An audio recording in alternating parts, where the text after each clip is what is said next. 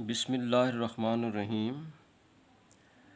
عزیز طلبہ، آج ہم کنایہ کے بارے میں پڑھیں گے کہ وہ کیا ہے۔ کنایہ کی تعریف یہ ہے کہ اگر کوئی لفظ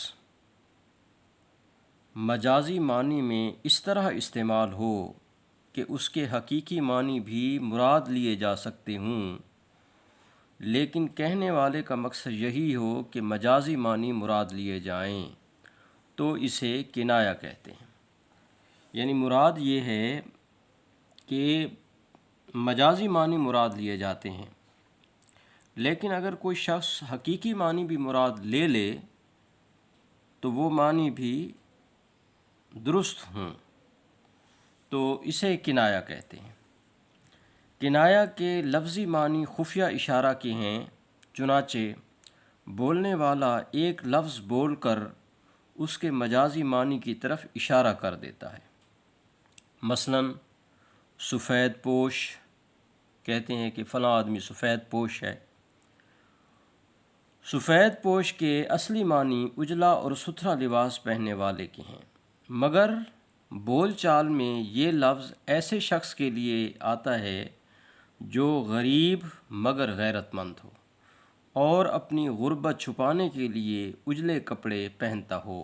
اب یہ بات آپ کو سمجھ آ گئی ہے کہ مجازی معنی کیا ہیں کنایہ کے۔ سفید پوش ہم کس کو کہتے ہیں؟ غیرت مند آدمی کو، شریف آدمی کو۔ تو لیکن اس نے سفید بھی کپڑے پہنے ہوئے ہیں، تو لہٰذا یعنی صاف ستھرا لباس پہنتا ہے، وہ اجلا لباس ہے اس کا۔ تو آپ دیکھیے کہ اس کے حقیقی معنی بھی اگر ہم مراد لیں تو کوئی بری بات نہیں ہے، لیکن بنیادی طور پر یہ مجازی معنوں میں آ رہا ہے کہ غیرت مند ہے اور اپنی غربت کو چھپانے کے لیے اجلے کپڑے پہنتا ہے۔ کنایہ کی بہت سی قسمیں ہیں، لیکن یہاں چند عام اور آسان قسمیں لکھی جاتی ہیں۔ لیکن اس سے پہلے آپ یہ دیکھ لیں کہ کنایہ کے اجزاء کیا ہیں۔ کنایہ میں دو اجزاء ہوتے ہیں، ایک صفت یعنی لازم اور دوسرا موصوف جس کو ملزوم کہا جاتا ہے۔ یہ لازم ہے، یہ ملزوم ہے۔ موصوف تو وہ شخص یا چیز ہے جس کی طرف اشارہ یعنی کنایہ کرنا مقصود ہو، اور صفت وہ معنی ہیں جو اگرچہ موصوف کے ساتھ مخصوص نہیں لیکن کنایے میں موصوف ہی کے لیے مراد ہوتے ہیں۔ اب اس بات کو سمجھنے کی کوشش کریں۔ مثلاً درج بالا مثال میں سفید پوش میں سفید پوشی صفت ہے، ٹھیک ہے نا جی، یہ لفظ صفت ہے۔ سفید پوش، سفید پوشی کیا ہے؟ صفت ہے، اور موصوف کیا ہے؟ غیرت مند، یعنی یہ اس کے مجازی معنی ہوں گے۔ تو صفت اور موصوف کے لیے لازم اور ملزوم کی اصطلاح بھی استعمال کی جاتی ہے۔ اب کنایہ کی اقسام، مشہور اقسام درج ذیل ہیں: کنایہ قریب، کنایہ بعید، تلویح، رمز، ایما، تعریض، کنایہ اثبات، کنایہ نفی۔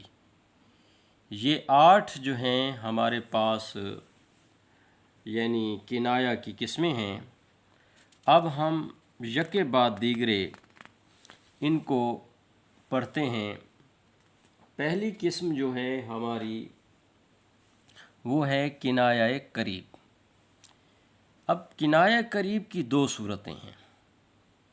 پہلی صورت یہ ہے کہ اس میں صفت کا ذکر کر کے موصوف مراد لیا جاتا ہے، نیز اس میں صفت سے موصوف تک پہنچنے میں کوئی واسطہ نہیں ہوتا۔ مثلاً سفید پوش کنایہ ہے شریف اور غیرت مند آدمی کے لیے، اس میں صفت سفید پوشی بول کر موصوف مراد لیا گیا ہے۔ موصوف کیا ہے؟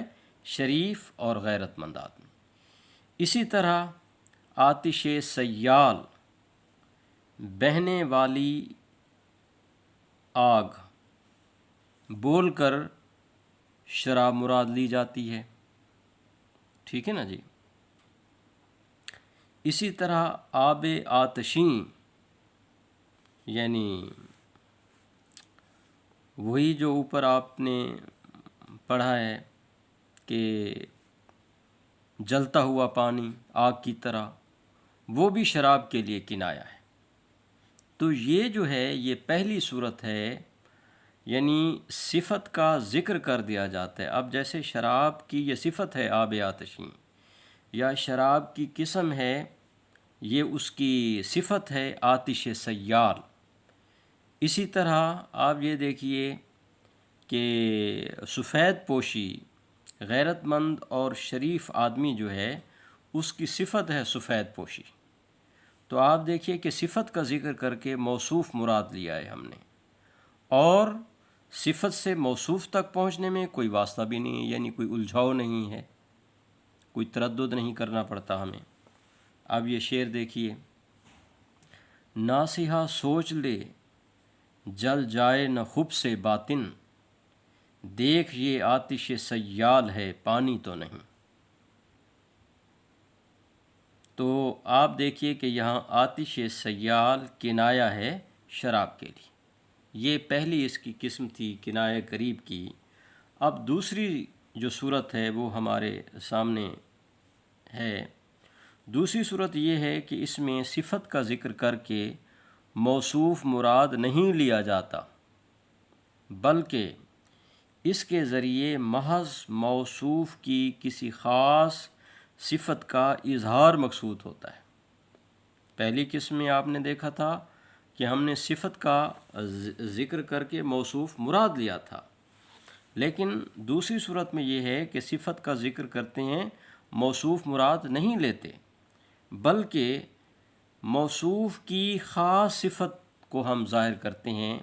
نیز اس میں بھی صفت سے موصوف تک پہنچنے میں کوئی واسطہ نہیں ہوتا، یہ کیونکہ کنایہ قریب ہے، فوراً پہنچا جا سکتا ہے اس کنایت تک، تو اسی لیے اس میں زیادہ واسطے نہیں ہوتے۔ مثلاً دامن پہ آج میر کے داغ شراب ہے، تھا اعتماد ہم کو بہت اس جوان پر۔ اب دیکھیے کہ داغ شراب سے مراد شراب نوشی کی صفت مراد ہے، ٹھیک ہے نا جی۔ ظاہر ہے کہ جو شراب پیے گا تو اس کے دامن پر شراب کا داغ لگے گا، تو شراب نوشی کی صفت ہے، اور یہ کنایہ قریب ہے، کیوں کہ اس سے موصوف یعنی میر کی صفت شراب نوشی کا اظہار مقصود ہے۔ شراب نوشی، داغ شراب سے شراب نوشی کی صفت مراد لی گئی ہے، میر مراد نہیں لیا گیا، موصوف نہیں ہے، بلکہ موصوف کی کسی خاص صفت کا اظہار کیا جا رہا ہے، وہ شراب نوشی ہے، اور لازم سے ملزوم تک پہنچنے میں کوئی واسطہ بھی نہیں ہے، یعنی صفت سے موصوف تک پہنچنے میں۔ اسی طرح جو سفید ریش یعنی سفید داڑھی، ٹھیک ہے نا جی، ہونا کنایہ ہے عمر کی زیادتی اور بڑھاپے سے، اس سے بھی ایک صفت کا اظہار مقصود ہے، اور اس میں بھی کوئی واسطہ نہیں ہے۔ اب کنایہ کے معنی آپ کو یہ بتائے ہیں کہ سفید ریش ہونا کنایہ ہے عمر کی زیادتی اور بڑھاپے سے۔ اب ظاہر ہے کہ جو بوڑھا ہے وہ سفید اس کی داڑھی ہوتی ہے، تو اگر اس کے حقیقی معنی بھی لیے جائیں سفید ریش کے تو وہ بھی درست ہیں، لیکن اس سے مراد کنایہ کیا ہے کہ یہ بوڑھا آدمی ہے، عمر اس کی زیادہ ہو چکی ہے، بڑھاپا، ٹھیک ہے نا جی۔ تو بڑھاپے کی صفت کو نمایاں کرنا مقصود ہے۔ یہ اس کی عزیزان گرامی دوسری جو قسم تھی، یعنی کنایہ قریب کی، وہ ہم نے پڑھی۔ اب ایک اور شعر دیکھیے، اس چمن میں طائر کم پر اگر میں ہوں تو کیا، دور ہے صیاد ابھی اور آشیاں نزدیک ہے۔ دیکھو کتنا خوبصورت شعر ہے۔ طائر کم پر یعنی ایسا پرندہ جس کے پر کم ہوں، صیاد شکاری کو کہتے ہیں۔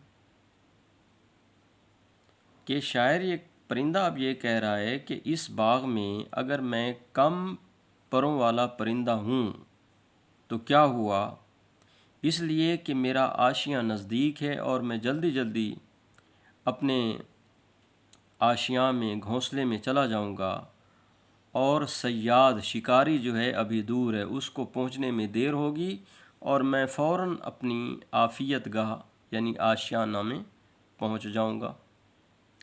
تو طائر کم پر، کم پروں والا پرندہ، اس سے مراد ایسا پرندہ جس کی اڑان کم ہو۔ ظاہر ہے کہ اگر پر اس کے کم ہوں گے تو اڑان کم ہوگی۔ اس کنایہ سے صفت کم پروازی کا اظہار مقصود ہے۔ طائر کم پر سے مراد یعنی کم پروازی کی صفت کو نمایاں کیا جا رہا ہے، اور چونکہ صفت اور موصوف یا لازم و ملزوم تک پہنچنے میں کوئی واسطہ نہیں، اس لیے یہ کنایہ قریب ہے۔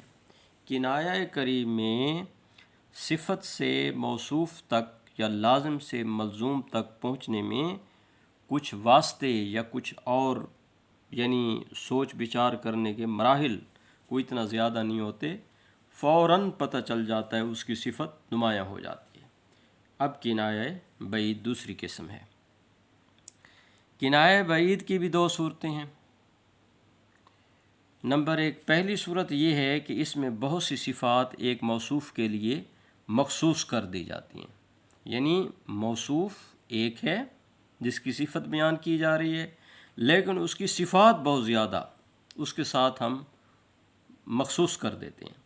وہ صفات الگ الگ تو مختلف چیزوں میں ہو سکتی ہیں، لیکن سب مل کر صرف اس معین موصوف ہی میں ہوتی ہیں۔ اب اس کو ایک مثال سے سمجھنے کی کوشش کیجیے۔ غالب کا یہ شعر ہے: صبح آیا جانب مشرق نظر، ایک نگار آتشیں رخ سر کھلا۔ جانب مشرق، مشرق کی طرف صبح نظر آیا، کیا؟ نگار۔ نگار کہتے ہیں محبوب کو۔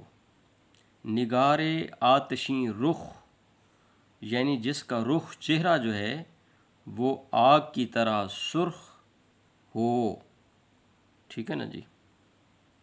سر کھلا، اور اس کا سر بھی کھلا ہوا ہے۔ تو آپ دیکھیے کہ سر کھلا اور آتشیں رخ، یہ ایک سے زیادہ صفات ہیں، ٹھیک ہے نا، بہت سی صفات، ایک سے زیادہ صفات اب ایک موصوف میں جمع کر دی گئی ہیں، اور وہ موصوف کیا ہے؟ وہ سورج ہے، کیونکہ صبح کے وقت مشرق کے کناروں کی جانب صبح سویرے سورج ہی طلوع ہوتا ہے، لیکن اس کا ذکر نہیں کیا گیا۔ دیکھیں نا جی، لیکن ان جو الگ الگ صفات ہیں، ان چیزوں کو ملا کر پتہ چلتا ہے کہ یہ موصوف وہی معین یعنی جس کا ذکر ہونا ہے وہ سورج ہے۔ تو کیونکہ سورج جو ہے اس کا جو رخ ہوتا ہے، چہرہ، وہ گرم بھی ہے، سرخ بھی ہوتا ہے۔ سر کھلا، سر کھلا سے مراد یہ ہے کہ جیسے سر کھلا ہوا ہو، تو یعنی بال جو ہیں وہ، تو یہاں بالوں سے مراد ہے سورج کی کرنیں، شعاعیں، ٹھیک ہے نا جی، یعنی سر کھلا ہوا ہے، ڈھانپا ہوا نہیں ہے۔ تو اس شعر میں سورج کے طلوع ہونے کا ذکر کیا گیا ہے، لیکن اس کا نام نہیں لیا گیا، بلکہ صرف اس کی صفات کا ذکر کیا گیا ہے، یعنی وہ مشرق سے طلوع ہوتا ہے، بالخصوص صبح کے وقت اس کے چہرے سے گرمی اور سرخی عیاں ہوتی ہے، اور اس کا سر کھلا ہوتا ہے۔ یہ کنایہ بعید ہے۔ کنایہ بعید اس لیے ہے کہ آپ نے اس میں واسطے ہیں، ٹھیک ہے نا جی، واسطہ یہ ہے کہ آپ نے یعنی اس کی گرمی اور سرخی اور اس کے سر کھلے ہونے سے آپ نے پہنچنا ہے خود موصوف تک کہ وہ کیا ہے۔ یہ کنایہ بعید ہے کیونکہ بہت سی صفات ایک موصوف کے لیے مخصوص کی گئی ہیں۔ یہ صفات الگ الگ تو دوسری چیزوں میں بھی ہو سکتی ہیں، سر کھلا ہونا، آتشیں رخ ہونا، ٹھیک ہے نا جی، اور چیزوں میں بھی، لیکن یہ سب مل کر صرف سورج میں پائی جاتی ہیں۔ یہ کنایہ بعید ہے کیوں کہ یہ الگ الگ صفات مل کر صرف معین موصوف یعنی سورج ہی میں موجود ہے۔ اب یہ بات آپ کو واضح ہو گئی۔ اس کی پہلی جو صورت ہے، اب ہم مزید دوسری مثال سے سمجھنے کی کوشش کرتے ہیں۔ ساقی ہمیں وہ دے کہ ہوں جس کے بہم ساقی ہمیں وہ دے کہ ہوں جس کے سبب بہم، محفل میں آب و آتش و خورشید ایک جا۔ اب دیکھیے کہ ساقی شراب پلانے والے کو کہتے ہیں۔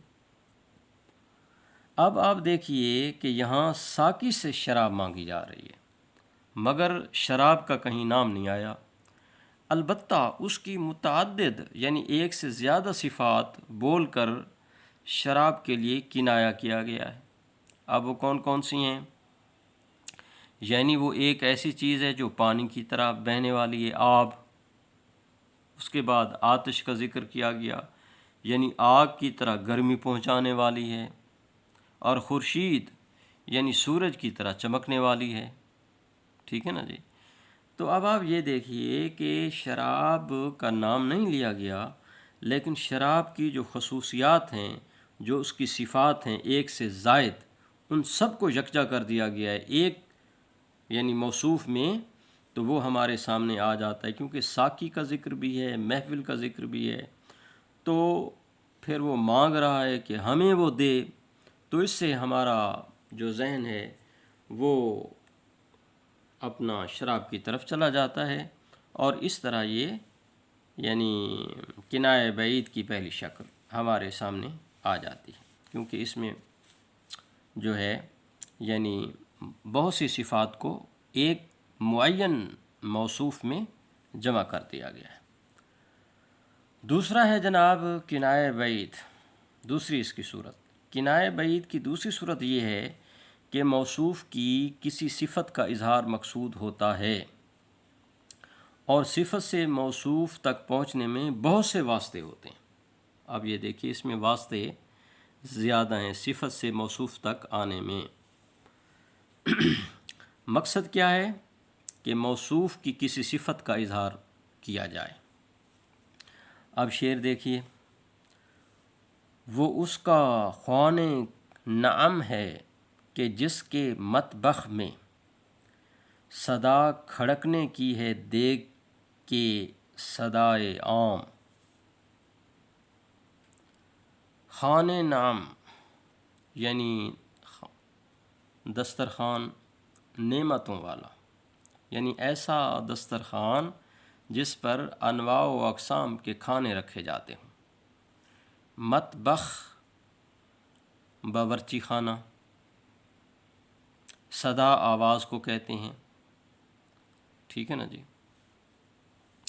اب دیگ کے کھڑکنے کی آواز سے مراد سخاوت ہے، کیونکہ جس مطبخ یا باورچی خانے میں دیگ کھڑکے گی تو اس میں کھانا بہت پکے گا، اور کھانا بہت پکنے کا مطلب یہ ہے کہ اس شخص کے ہاں بہت سے غریب لوگوں کو کھانا کھلایا جاتا ہے۔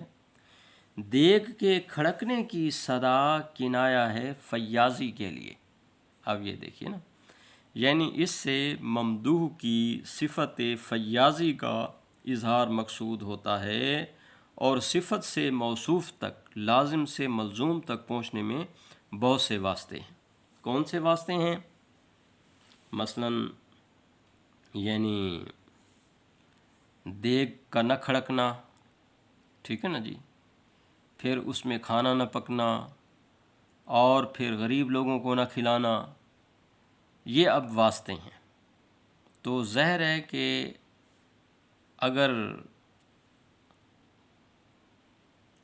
اس کا مطلب یہ ہوا کہ جناب اس کی جو صفت ہے اس کو بیان کیا جا رہا ہے اس شعر کے اندر، یعنی اس کے ہاں دیگ کھڑک رہی ہے، یعنی کھانے پک رہے ہیں اور مختلف لوگوں کو کھانا کھلایا جا رہا ہے۔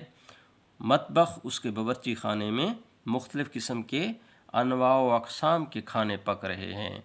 تو خانے نام یعنی اس کا دسترخوان وسیع ہے اور مختلف کھانے چنے ہوئے ہیں اور دیگ کے کھڑکنے کی صدائیں آ رہی ہیں۔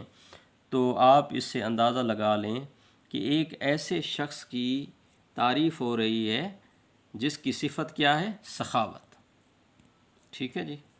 اب کیونکہ اس میں واسطے ہیں وہ میں نے آپ کو گن کر بتائے ہیں، تو اس لیے اس کو کنایہ بعید کہا جاتا ہے۔ اب دوسری مثال دیکھیے، تم لوگوں نے ہاتھوں میں چوڑیاں پہن رکھی ہیں۔ یہ نثر کا ایک جملہ ہے، یعنی اکثر ہم کسی کو بزدلی کا جب طعنہ دیتے ہیں تو یہ کہتے ہیں کہ تم نے ہاتھوں میں چوڑیاں پہنی ہوئی ہیں۔